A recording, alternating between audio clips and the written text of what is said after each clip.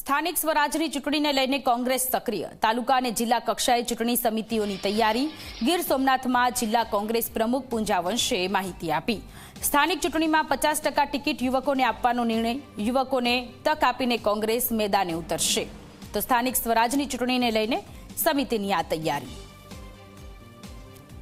આખા જિલ્લામાંથી ના લોકોને જિલ્લા કક્ષાએ આવતા જે લોકો જે છે એને મુશ્કેલી ન પડે અને એમના પ્રશ્નોને વાચા મળી રહે એટલે જિલ્લા કાર્યાલયનું કાયમી માટે એક ઉદ્ઘાટન કરવામાં આવી રહ્યું છે, શુભારંભ કરવામાં આવી રહ્યો છે. અને સ્થાનિક સ્વરાજની ચૂંટણી લાગે વળગે છે ત્યાં સુધી ઉમેદવારો પણ અત્યારે બધા સમિતિઓને પણ જાણ કરવામાં આવી છે. તાલુકા ચૂંટણી સમિતિની બેઠકો મળશે. એ બેઠકોની અંદર જે કોઈ ચૂંટણી લડવા માટે ઈચ્છુક છે એ ઈચ્છુક લોકો પણ બહુ સ્પષ્ટ છે કે જે લોકો જીતી શકે અને જે લોકોને બહુમતી લોકોને ગમતા હોય એવા ઉમેદવારોને, સ્વચ્છ છબી ધરાવતા હોય એવા ઉમેદવારોને કોંગ્રેસ પક્ષ ચૂંટણી લડાવશે. અને એમાં ખાસ કરીને પાર્ટી દ્વારા પણ જાહેરાત કરવામાં આવી છે કે આ સ્થાનિક સ્વરાજની ચૂંટણીઓની અંદર યુવાન લોકોને પણ 50% જેટલી તકો આપવામાં આવે એ પ્રકારે પાર્ટીએ પણ એક રણનીતિ નક્કી કરી છે.